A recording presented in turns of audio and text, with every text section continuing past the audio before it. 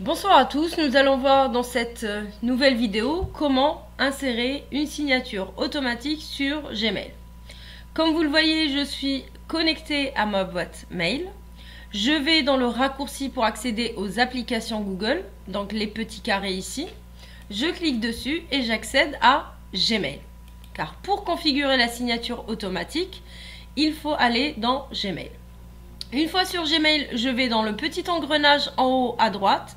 L'engrenage, c'est la petite roue. Ce sont les paramètres, ce sont les réglages. Je clique dessus. J'accède à la première ligne afficher tous les paramètres. Là, je vais voir apparaître plusieurs onglets. Général, libellé, boîte de réception, compte et importation, etc.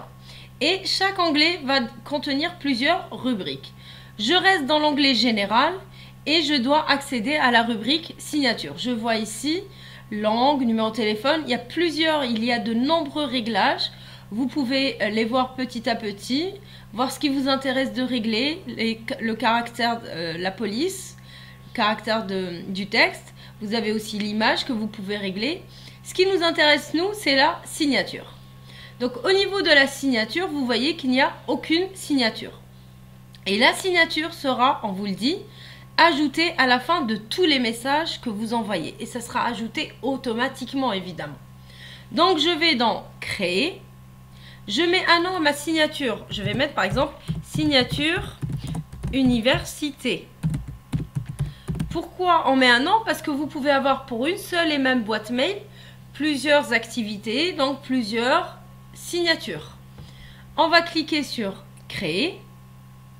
On voit s'afficher ici la signature université et à côté apparaît une nouvelle fenêtre. Je descends en bas pour pouvoir accéder à l'intégralité de cette fenêtre. Voilà. Et là, je vais écrire ma signature. Bien sûr, je vais l'écrire une seule fois. Donc, je mets Mekia Benama, le nom de famille, très important, tout en majuscule. Je mets une virgule, je retourne à la ligne en cliquant sur Entrée. Là, je vais mettre mon poste. Par exemple, on va mettre étudiante de français. Je reviens à la ligne. Je vais mettre groupe. Je vais mettre d'abord licence 1, groupe 1, par exemple. Et je vais ajouter département de français. Et université de Mostaganem. Voilà. Je finis par un point. J'ai mis toutes mes informations me concernant. Là, ce que je peux faire, je peux sélectionner le nom et sélectionner le gras. On voit que le nom s'est mis en gras. Je peux aussi également mettre de la couleur. Je vais ici dans couleur du texte et je vais mettre par exemple en bleu. Le nom va s'afficher en bleu. Je peux également ajouter des logos et des photos. Je vais par exemple ici à la fin, je clique sur insérer une photo, soit à partir du Drive, soit à partir du web. Sinon, je vais importer à partir de mon ordinateur. Je clique sur importer, sélectionner un fichier depuis votre appareil. Là, je vais sélectionner par exemple le logo de la faculté. Je clique sur ouvrir. Et on voit que le logo de la faculté s'est inséré. Le logo est de taille beaucoup trop grande. Donc je vais cliquer dessus et je vais mettre petite. Là, il est trop petit, je vais mettre moyenne. Voilà. J'ai fini ma signature, j'ai fini de rédiger ma signature. Je redescends pour recadrer ma page. Et là, je vais dans les valeurs par défaut de la signature. Là, on nous dit, dans les nouveaux mails, il n'y aura aucune signature. Donc, je change la valeur par défaut. Je mets que dans tout nouveau mail que je vais écrire, j'aurai la signature sélectionnée, c'est-à-dire la signature université. La même chose quand je réponds à un mail ou quand je transfère un mail, la signature université sera ajoutée, c'est-à-dire cette signature que vous voyez ici à droite. Ensuite, très important, vous devez cocher la case « Insérer la signature avant le texte ».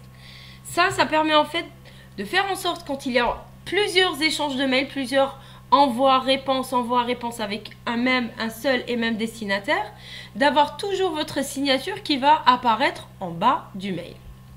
Une fois tous les réglages achevés, je descends en bas et je clique sur enregistrer les modifications. Très important. Si vous n'enregistrez pas les modifications, tout sera perdu. Et là, si je clique sur nouveau message, je n'ai rien à écrire, ma signature apparaît automatiquement. Je vais tout simplement sélectionner mon destinataire, c'est ce qu'on a vu dans la précédente vidéo sur la structure du mail. Donc j'insère le destinataire, j'insère mon objet, j'insère mon message, par exemple bonjour, et je vais rédiger mon message. Et ma signature automatique restera ici. Si on retourne dans les paramètres et qu'on désire supprimer cette signature, donc je vais dans les paramètres, afficher tous les paramètres, je descends cette fenêtre, je retourne vers la signature que je veux supprimer, je vais tout simplement cliquer sur supprimer la signature. En cliquant ici, voilà, on me demande de confirmer la suppression. Je descends, j'enregistre les modifications, toujours. Et là, si je fais nouveau message, on voit qu'il n'y a plus de signature.